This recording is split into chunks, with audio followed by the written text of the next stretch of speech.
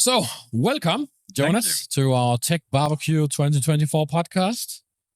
It's a pleasure having you. I hope it's going to be a pleasure having you. And thank you so much for taking the time out of a quite hectic and busy, chaotic schedule here at TechBBQ 2024 to find the time to join our podcast, our chaotic, in the middle of everything podcast.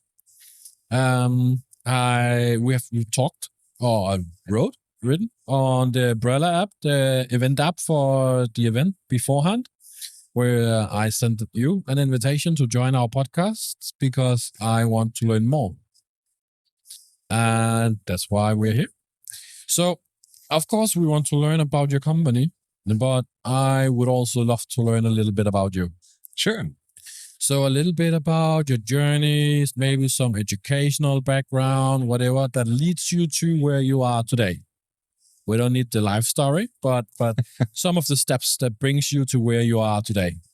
So would you tell us a bit about yourself? Sure, I can do that. I'm super happy to be here. So basically, where to start?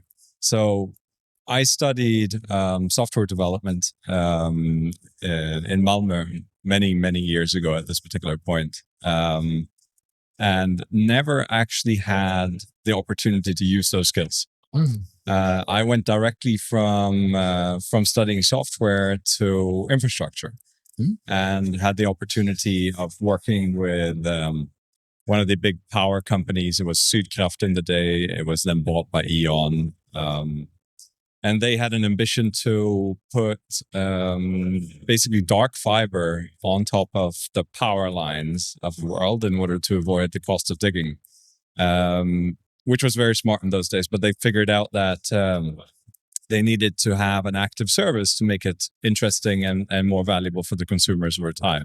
Hence started an ISP branch. And I joined that very early. We scaled massively. You come into the office one day, there was 15 people. The next day it was 50 people. It was interesting. Yeah. And this was back in 2001, when the rest of the industry was actually crashing. So that's when I started sort of my career coming out of school, and had the opportunity of bridging their wireless activities. So they had an old private mobile radio activity in those days, went into ISP services, and I had sort of tasked with bringing that together with the ISP services, and ended up building some of the first WiMAX networks across the Nordics. So that was where everything started. Then from there went to product management, and then from there into European global scale within Orange, where I worked for many years. Started as an architect, working with the really large enterprises on building global infrastructures and digital services for them. So I had the opportunity of working with some really awesome companies like Maersk and Lego and many others, to mention, of course. And then from there went into the European organization in Orange, where I had the opportunity of building the innovation and business consulting branch. We went from a very small unit to several hundreds of people across Europe, working on global enterprises, starting companies on behalf of them, building on co-innovation, building new digital services, automating things, everything from utilities to smart cities to production and manufacturing. So that's where I came from, with a lot of focus on customer experience, on how digital services and data could be used across building better customer experiences for all these types of industries. And after a while, number of years, after starting companies for others, I had the opportunity of saying, well, I started successful companies for them, I might as well start one for myself. And then happened across Antler, who is one of our VCs that are invested in us from day zero. And when you put yourself in a position of saying, okay, so I'm going to start a company, what are the current macro trends that are going on, and what are the problems or opportunities in the world out there? We spotted customer experience as being moving from the traditional e-commerce space within, flat screens where you're scrolling through pictures, to new immersive environments and social games like Roblox, Fortnite, Zepeto, and many others. And we asked ourselves, what's the problem with trying to make that scale? Because it was so obvious that this is going to be the customer experience opportunity of the future. And that's sort of led up to what we built with Virtuall at that point. So, coming from innovation all the way through, always in the connection between business and infrastructure and innovation, and then ending up as an entrepreneur. That was sort of my journey to get here today. Well, that's quite the extensive journey. Well, I think you get a bit older. You have a lot of background at this point. Definitely. But it's not, you have not just been doing one thing for 40 years. Certainly not, no. For me, I think the reason why, for instance, you would stay under a particular brand for a long time is that you have the freedom of being an entrepreneur within an enterprise, and then being able to be in a situation where you're actually solving critical problems on a daily basis, but doing it on sort of your own terms, and having the tools to do that. That's very inspirational. And that is, I think, the foundation of an entrepreneur today is that you see something that seems difficult or a problem or it's an opportunity, and you don't just look at it and you say, that's a problem. Someone's going to fix it. But you're actually the person who says, I'm going to fix it, and you go do something about it. Yeah, definitely. So that was the background for your journey. What leads you to do what you do now? So a little bit like I said before, there was an opportunity that presented itself to be these new social environments where it's obvious that e-commerce is going to build, and where customer engagement is changing, both because of new customer generations. They have a different buyer behavior. They have a different behavior in terms of what they perceive as valuable. They enjoy a good experience in front of being pushed a product, etc. And in so doing, when we discovered this particular area, we said, okay, so how can we figure out what the problems are behind this area? And what we did was that when we started Virtuall, was basically to become an agency or a studio, 3D studio, that would help brands to go into computer games. The ambition was actually never to be a long-term agency, but it was an ambition to solve the critical scaling issues behind the very manual processes they're doing. And what we found, obviously, was that when we were managing our own digital supply chains of both internal employees creating digital assets, and then managing a lot of external 3D studios and freelancers, but it's a very complex landscape. We found that there are the way that they delivered to us was consistently across multiple different types of channels. It was like Discord, there was Slack, there was WhatsApp, there was emails, and you'd be receiving large files. You'd be asked for a million types of comments, and it was typically around images and video files, of 3D files, because people didn't have the software to open and render these 3D assets that was being produced. So it was a complex environment. And what we realized, it was something that was common across all these different studios. And this became the source of our inspiration. And we said it needs to be a lot easier. So if in the future there's going to be a lot of e-commerce going on into these channels, that means an enormous amount of content that needs to be managed efficiently across these supply chains. There's a lot of stakeholders involved that require to approve, visualize, communicate, collaborate on these 3D assets. And if the process is as it was before, it would not be able to scale. So we ended up building what we call the 3D content production management platform that we have today that is basically helping agencies and studios, both within gaming and within marketing, to build faster content, more collaborative, and therefore in the long run, enabling e-commerce in these channels where content and collaboration is going to be so important. So content production and distribution, that's basically what it is that we do.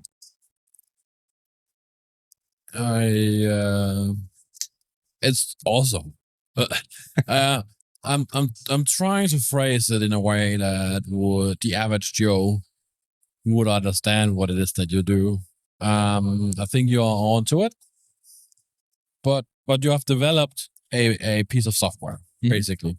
Not to simplify it more than needs to be done. That like a 3D rendering engine that simplifies how companies, studios do scaling of 3D models and stuff like that. So basically, if we're going to boil it down a bit. Yeah, so to simplify, so basically you get an asset request, so a design request that needs to be done. That can be originated from a brand who wants to, place their product in a computer game, or just to have a digital twin made. Or it could be from a creative director who's now managing the 3D content production for a computer game or an environment that is being created. And we basically help them manage the complex process of all the people and individuals that are there until they have a complete asset, which is reviewed, approved, visualized for everyone, and then ready to be published. Okay. That makes a lot of sense. A lot of sense to do. So doing this, you're battling against not many, but at least some major players in similar industries. How have your company been received in this space? You're right. There are components out there that today help this creative process within agencies and game studios today. They're like you do project management in Monday. You might do asset review in Frame.io, and you might be managing your communications. I mean, most of the communications today is done on Discord, Slack, WhatsApp, etc. A little bit everywhere. And you can do that if you have 10, 15 pieces of content. But every time a creative director is managing this setup, they typically go from a very large spreadsheet of who's doing what and where they are, which means it's very hard to track the activity of the designers. It's very tricky to understand when my content is going to be ready and if I'm on time. And especially if you get a lot of different iterations where designers are redoing the work that they're doing because of details within designs, etc. That becomes even more complex to manage for the creative directors, right? And then manage storing that content centrally. So we decided that in a content production flow, you shouldn't have to break the flow and jump between multiple different types of tooling, where suddenly things get lost in the communications, or it gets lost in the overall production process. That's why we brought it together and created seamless workflows for these different actors in one platform instead, making it so much more efficient. We see that today, the activity of jumping between multiple different platforms doesn't only cause a lot of human error, where feedback isn't collected in a good way, and you don't have any history or version control is broken, for instance. But this activity of jumping between tools is actually losing as much as 50% of your overall production speed. And this is something that we're remedying today with our platform. Wow. Okay. I mean, I have a hard time finding any flaws. Well, it sounds good. I think as a startup, when when you work with an idea, it comes down to what makes sense to do and what does not make sense to do, and you have to sort of pick your battles. Where it makes sense to build today. We're receiving a lot of feedback from our clients and users on how to improve the platform and, what would be a good integration to be done. And we try to be as customer centric as we can. So we listen a lot to the clients that are using the platform and picking up on their ideas. And we're saying that, okay, so if there's something which is frequent enough, then this is a problem that we can solve together. And I think that's incredibly important when you're building a valuable product for a new industry, for a new activity that is being done, to capture, okay, how can we do this in the best possible way together with our clients? And that's the sort of the mantra that we have in Virtuall. Definitely. And completely makes sense. When doing this, I imagine, as you said, you had an early stage VC. Almost a requirement. Building what you guys are building would not have been possible without early stage funding, I imagine. Or at least it would be a very tedious process to do so. Along this journey then, what are some of the obstacles that you might have to overcome along the journey that when sitting here now, you're looking back at and it's like, this we gained a lot of experience from, this we really learned a lot from on your journey to being where you are today? There's a lot to be learned. So first of all, it's not for everyone to step into the VC path. Many startups are bootstrapped. They work on a good idea for a long time next to whatever they're currently doing on their day-to-day to earn their living. And I think that's very respectable and a good way of solving many problems. When you step into the VC path, you instantly get a revenue requirement. I need to be growing at all times. And I think that's some of the tricky parts is try to understand product maturity. It's while building, can I still make revenue? And the tricky part with that is, yes, you can have early clients, and yes, you can earn money on services next to when you're building, and from those services, you learn and you implement into the eventual product. But there's always a big risk of making bets, because you have to have bets in building under VC, where you say, okay, we believe that at this stage of our product, I can bring this particular value to a client.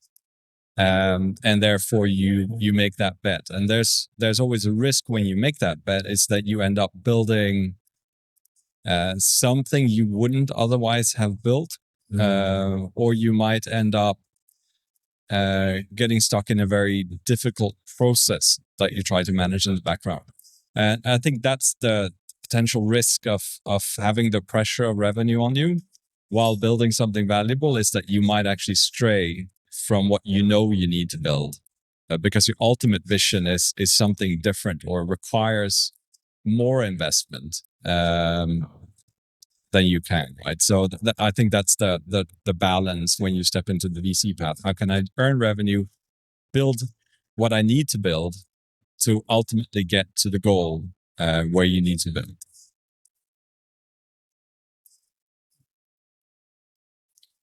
That's actually not terrible advice. It's actually really good advice. I think you're on the right path about how to approach VCs and what to do, and it's not for everyone. Don't jump on the VC bandwagon just because. Correct. I think it's a good learning point to know and to do and have. So, what holds the future? Now, as many people, we might be, as many of us does this time of year, we are looking into the final quarter of this year. And in doing so, we do strategic planning for next year. How is the next year looking for yourself and your company? We're incredibly optimistic. There's been some pivotal moments just in the last couple of weeks that have really gone in our direction. We foresaw already 2 years ago that this was beyond customer experience. What brands were doing in these computer games was often to build an environment that was an opportunity for them to showcase their brand DNA or build brand DNA. Say in Roblox, for instance, Vans created this fantastic Vans world, for instance, just as an example out of many, where the younger generations can go in, they can experience the brand, they can skateboard, they can do all the fun stuff and really live sort of the essence of what is Vans. And it's now gone from being a marketing activity, and we saw 2 years ago that these would eventually turn into full e-commerce channels where you're selling physical products, and that has just happened. Just at Roblox developer conference the other day, they announced a partnership with Shopify, for instance, being able to bring physical products and having that sold within the games channels. And that's really interesting for us because we built the platform for that activity already at the very, very, very start. Didn't games like Fortnite not do it in a commercial way, but still in a brand kind of way with shows, concerts, in-game concerts and stuff like that, kind of test or tease these ways of doing things also? Indeed, yeah. So there's a number of platforms out there that have been doing this now for the last I'd say about 3-4 years now. Yeah. And you mentioned concerts, for instance. It's fantastic. You're seeing artists that are basically launching themselves within these games platforms. We saw it during Corona. People couldn't go to physical concerts, so you would go to a virtual one, and you could do that within Fortnite. Yeah. And instead of having a couple of 100,000 people in a physical audience coming to a concert, you would have millions of people coming to a virtual one. Yeah, it was nuts. It was completely crazy, and I that is an ongoing activity that is now still happening with virtual artists that are launching themselves only across these particular channels. So yes, that is certainly an activity that is ongoing, and because of the social nature of these channels, it's incredibly valuable both for the brands and the audience to interact. I have a resilience towards Roblox. I think it's a sickness for our youth, but never mind that. It's a different topic. But what I find is that a lot of smart companies are doing these things in a smart way. Currently, Marvel is doing it in Fortnite, doing a Fantastic Four theme in Fortnite, not directly commercially put out. It's not advertising, but you can play as the characters for the upcoming Fantastic Four movie. Especially one of them, which they just casted. Robert Downey Jr. was recasted in the Marvel Cinematic Universe as Victor Von Doom. Spoiler alert if no one saw the announcement. But they're also doing Marvel in Fortnite, the ability to play as Victor Von Doom. Which is a way to raise awareness about who he is for when the new shows or movies are coming.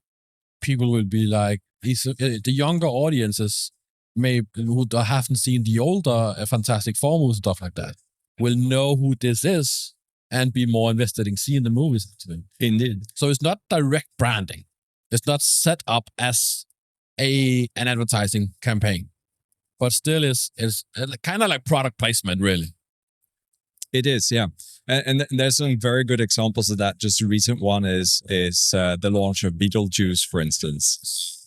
I saw it back in the 80s. I remember I was living in Brazil at that point, saw the video, saw the saw it at the cinema together with my sister, and I just loved it, right? But the generations that are now going to cinema to see that, they were obviously not alive in the early 80s, but they can now actually experience the whole Beetlejuice storyline and world within Roblox, and go in and experience the video in the back. The movie and the background of Beetlejuice there, and for them, coming to the cinemas today to see it, the new version of it, it's going to be fantastic. And I think that makes that connection, just like we were talking about Marvel. Definitely smart move to do. Yeah. So I do believe we could talk for hours about these sorts of things, but we are running way out of time. We are way past the time for this podcast episode. So as we are running out of time, I wanted to run by you, Sean, a way to end the show tonight is, how are you finding being at TechBBQ? I think it's great. So I've been here, 3 years now in a row. I think it's a great event overall. Some years you're here to hunt for VCs and present what you're currently doing. This year I have the opportunity of not doing that, but actually enjoy all the different talks that are going on. But as a founder, I think what is the most valuable part here is to find and communicate with the other founders. Being an entrepreneur and a founder is maybe not lonely. It would have been if these events weren't around. But being able to exchange with other founders what they've done, what their successes are, and what the failures to look out for are, and identifying younger startups and say that, okay, you're here, I can help you with these particular ideas, and then older founders who've been doing this for longer than I have, for instance, and get their ideas on your current problems and how to go to market and other things, right, that are currently there. That's incredibly valuable. Awesome. Well, thank you so much for taking your time out of a hectic, busy TechBBQ 2024 to join our podcast. It's been absolutely blast having you here. Thank you. I hope we might be able to do a follow-up someday. Maybe go more in depth about some of the technology you guys are working with. The real physical implementing of those things, some case scenario stuff like that, if you are for it one day. Absolutely. But again, thank you for joining the podcast, and hope you're enjoying there's not too much time left, but the rest of your TechBBQ 2024. Absolutely. Thank you so much. Definitely. Thank you.